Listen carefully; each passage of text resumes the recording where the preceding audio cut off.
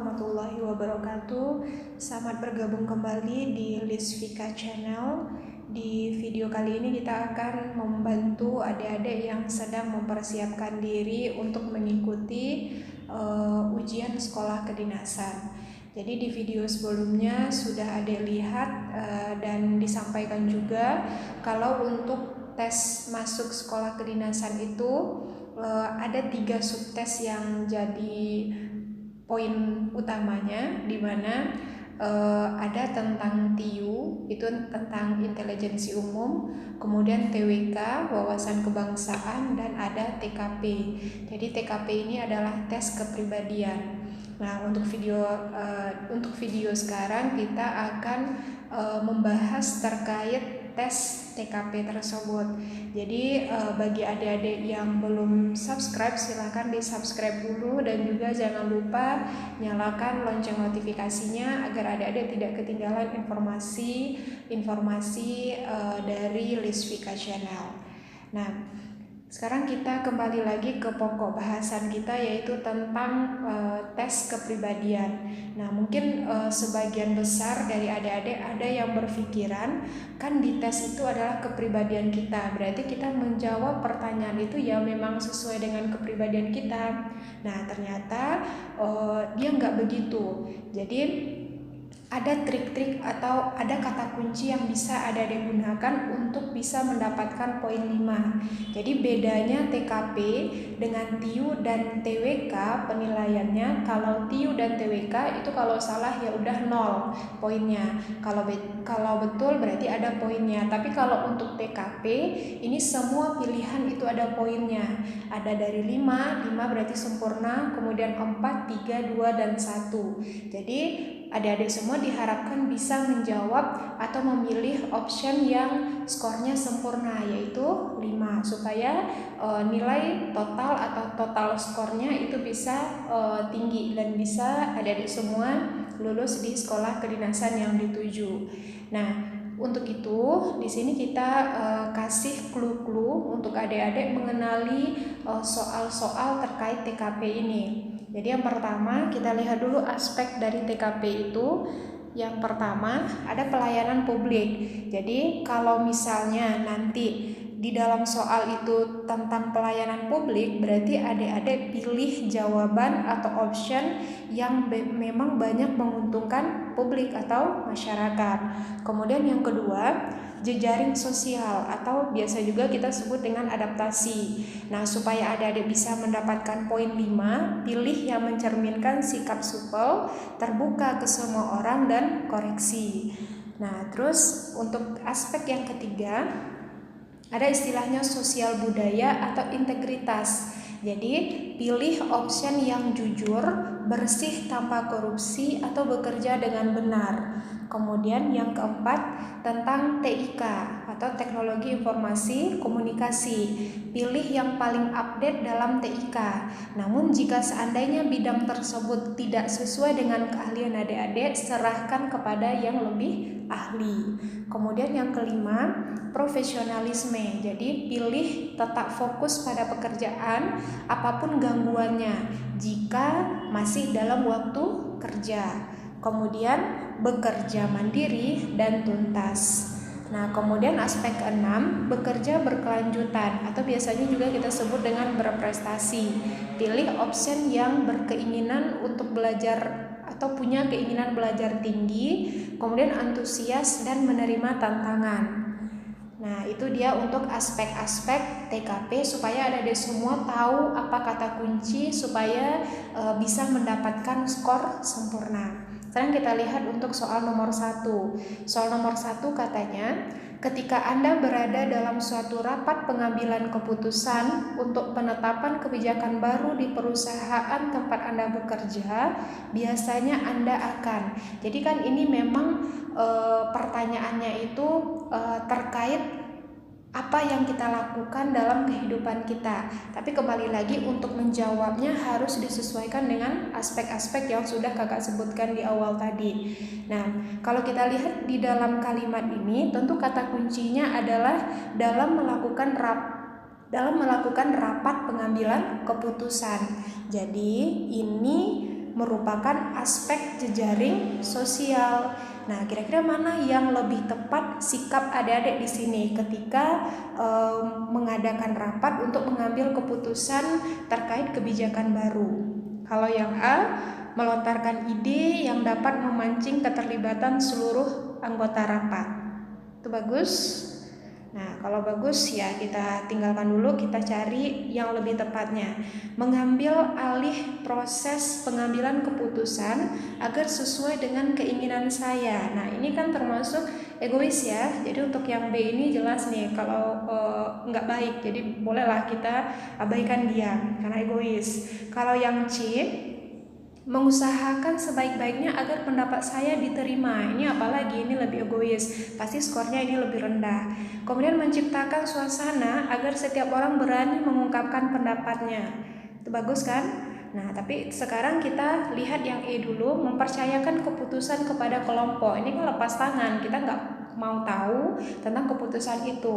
Berarti yang baik di sini ada dua pilihan antara A dan D. Cuma mana yang memiliki skor 5? Kalau A melontarkan ide yang dapat memancing keterlibatan seluruh anggota rapat. Nah, berarti kan idenya hanya dari kita. Kalau yang D menciptakan suasana agar setiap orang berani mengungkapkan pendapatnya. Berarti kan kalau kita ambil makna tersiratnya, mengumpulkan, mendengarkan beberapa ide dari orang, kemudian bisa kita ambil keputusan bersama. Berarti kalau antara A dan D ini yang poinnya besar itu adalah D. Nah, di sini sudah kakak bikinkan nih poin-poin atau skor masing-masing option. Jadi tadi kan antara A dan D itu baik, cuma yang lebih baiknya adalah option D. Ini mengandung skornya 5. Kalau yang E itu 1 karena kita lepas tangan. Kalau B itu ternyata lebih baik dari C, tapi dia nggak baik karena bersikap egois. Bisa ya, itu untuk yang nomor 1. Lanjut kita nomor 2. Nah, sebelum nomor 2, di sini tadi kan kata kuncinya jejaring sosial. Berarti pilih yang mencerminkan sikap supel, terbuka ke semua orang dan koreksi. Oke ya, jadi yang D itu sesuai dengan kata kunci jejaring sosial. Lanjut kita nomor 2. Nomor 2 katanya orang-orang di sekitar saya menilai saya sebagai individu yang. Jadi di sini kembali lagi TKP ini kita kaitannya tentu dengan pekerjaan. Nah, kalau kita lihat kalimat ini secara tersirat, apakah kita bisa menghadapi tekanan dalam pekerjaan atau bagaimana? Nah, ini merupakan aspek sosial budaya, betul ya? Nah, kalau kita lihat dapat memendam emosi, ini baik. Kita tinggalkan dulu. Mudah iba dan menangis, ini juga baik. Kita tinggalkan dulu, kita cari yang paling sempurna yang kaitannya tentu ada dengan pekerjaan. Tenang dalam segala situasi. Ini kan ada kaitannya ya dengan pekerjaan. Mudah panik, ini jelas nih tidak bagus. Kemudian mudah cemas ketika menghadapi ketegangan. Berarti antara option D sama E itu pasti skornya rendah. Sekarang antara A, B, dan C, mana yang lebih tinggi skornya untuk sosial budaya terkait dengan pekerjaan? Yaitu yang C. Oke ya. Jadi tenang dalam segala situasi. Nah, di sini kalau kita lihat skornya dapat memendam emosi, itu ternyata skornya 3. Nah, kemudian iba dan menangis itu 4. Tapi yang ada kaitannya dengan pekerjaan itu adalah tenang dalam segala situasi. Oke ya. Nah, untuk sosial budaya ini kata kuncinya ingat lagi, pilih yang jujur, bersih tanpa korupsi, dan bekerja dengan benar. Jadi kalau kita tenang dalam segala situasi itu kan berarti kita bekerja dengan tepat atau benar.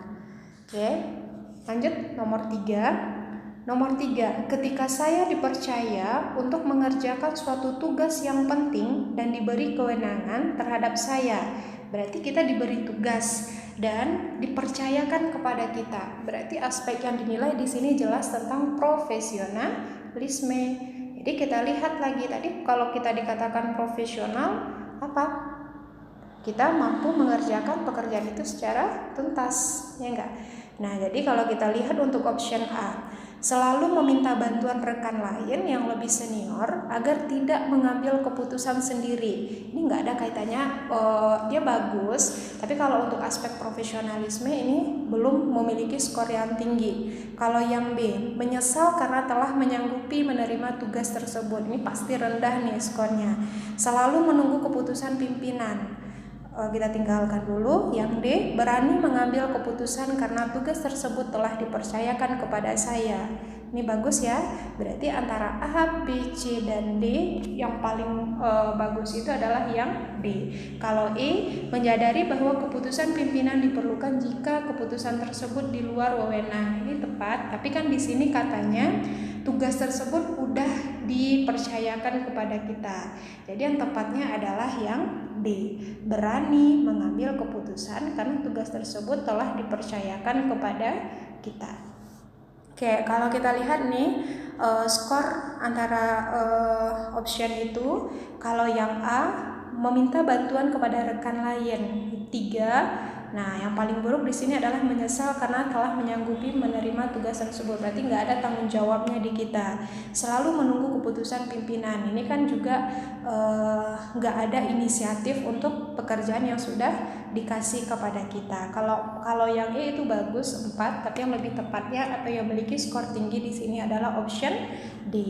Jadi ingat lagi ya, kalau profesionalisme itu pilih tetap fokus pada pekerjaan apapun gangguannya dan bekerja mandiri dan tuntas. Jadi untuk yang nomor 3 ini dia lebih kepada bekerja mandiri dan tuntas karena pekerjaan tersebut sudah diberikan kepada kita. Oke, lanjut ya, nomor 4. Perbedaan pendapat sering saya alami ketika akan memecahkan suatu permasalahan.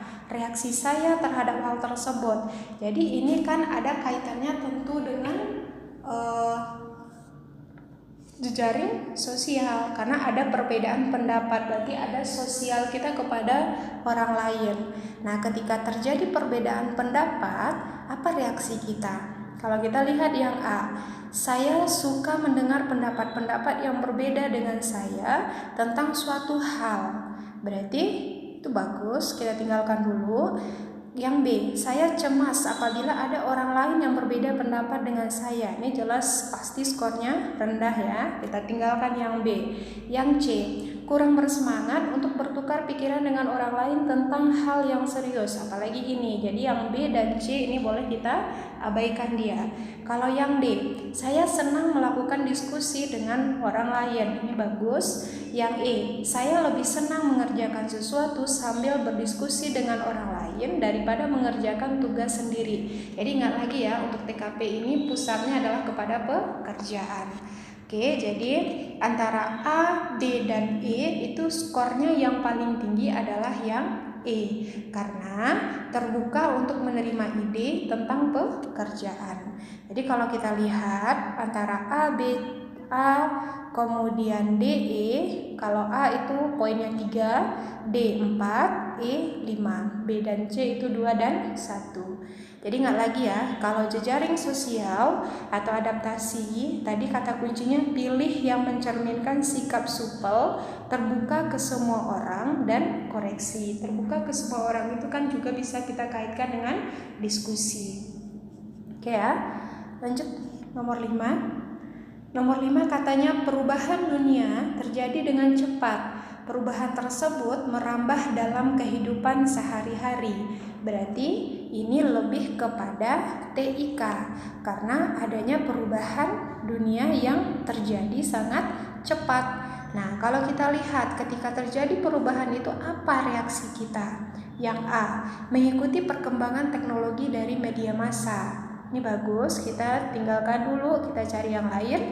B, mempelajari cara mengoperasikan komputer. Itu juga bagus karena ada kaitannya dengan perubahan dunia. Yang C, meminta orang tua untuk melengkapi barang-barang elektronik.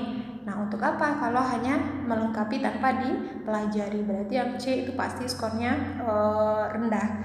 Yang D, berusaha mempelajari buku pengetahuan yang baru, itu juga bagus. Yang E, berusaha menguasai keterampilan di bidang teknologi informasi. Jadi karena ini aspeknya TIK, maka skornya yang paling tinggi tentu yang E.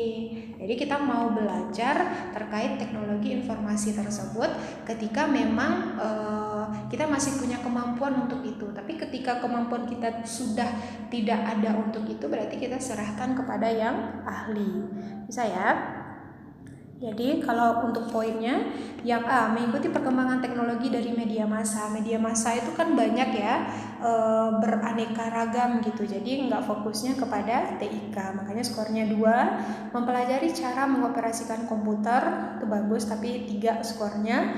Kemudian yang C itu 1, berusaha mempelajari buku pengetahuan baru, itu skornya 4. Jadi untuk yang nomor 5 ini skor yang paling tinggi adalah option E. Jadi ingat lagi ya, kalau TIK pilih yang paling update dalam TIK, dan jika tidak di bidang kita, serahkan kepada ahlinya. Oke, lanjut nomor 6. Sebagai pribadi yang ingin berkarir di dunia pegawai, apa yang ingin Anda capai? Jadi ini tentang target kita ketika kita bekerja, apa yang ingin kita capai. Berarti ini sesuai dengan bekerja berkelanjutan aspeknya. Nah, jadi kalau kita lihat ingin menjadi biasa-biasa saja, pasti ini nggak bagus, skornya pasti rendah. Mencari kawan dan relasi sebanyak-banyaknya, ini lumayan bagus ya, karena ketika kita mencari kawan, tukar pikir, maka akan tambah ilmu. Jadi B oke lah. Kita lihat dulu yang paling tepat. C, terus berkreasi dan produktif dalam tiap aspek pekerjaan. Ini bagus kan ketika bekerja berkelanjutan. Kalau yang D, mengikuti saja seperti air mengalir, pasrah dan mengikuti nasib. Pasti A, D, dan E itu skornya rendah.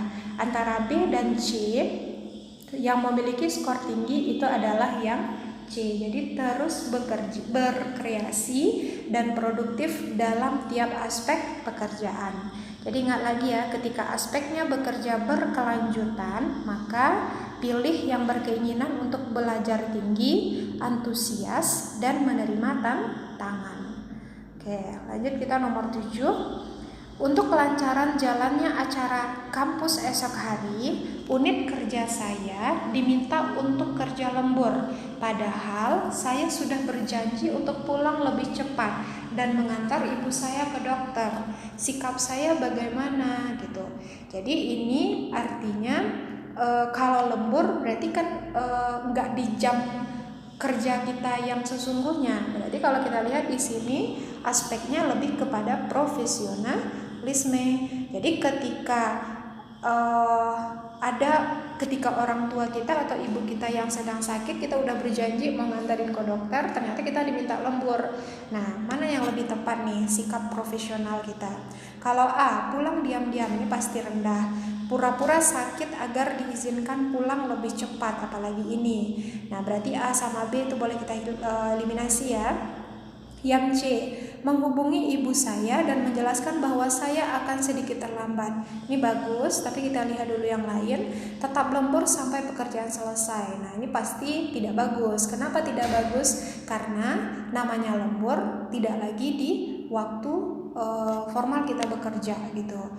Kemudian yang E, meminta izin pada ketua kegiatan untuk mengantarkan ibu saya terlebih dahulu, lalu kembali untuk melanjutkan pekerjaan. Jadi antara C dan E, yang memiliki skor tinggi itu adalah option E. Oke ya.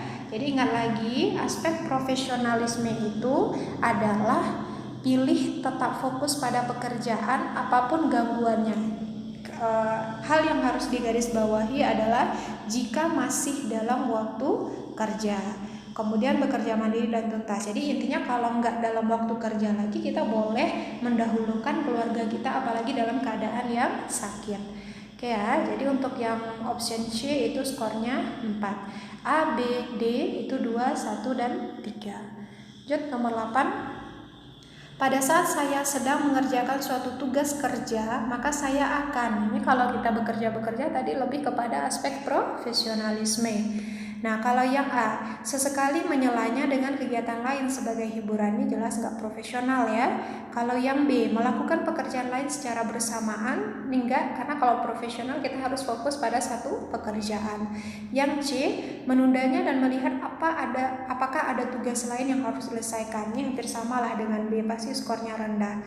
Kalau yang D, hanya melakukan satu pekerjaan dalam satu waktu. Kalau yang E, melakukan pekerjaan lain. Nah, antara C dan E itu sama ya. Nah, jadi kalau profesional kita harus fokus pada satu pekerjaan dulu. Jadi option yang skornya tinggi di sini pasti yang D.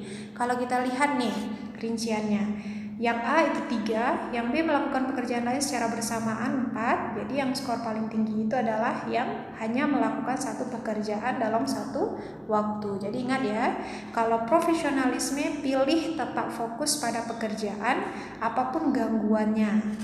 Oke ya, jadi itu untuk yang nomor 8. Nomor 9 lanjut. Karena ditugaskan oleh kantor, Dodi terpaksa harus pindah ke lingkungan kerja yang baru dan berbeda cara kerja dibandingkan dengan lingkungan kerja sebelumnya.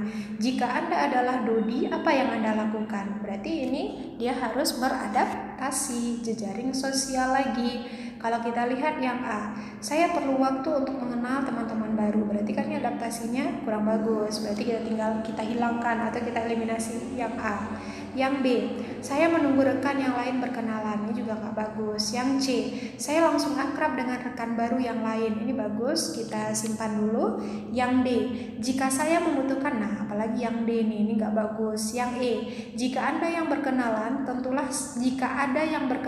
tentunya saya akan senang sekali. Jadi antara C dan E itu pasti yang tinggi skornya adalah yang C. Karena ketika adaptasi atau jejaring sosial, adik-adik diharapkan lebih supel. Nah, kalau kita lihat nih poin-poinnya, untuk yang A itu 3, B 1 ya. Jadi yang C itu skornya yang paling tinggi.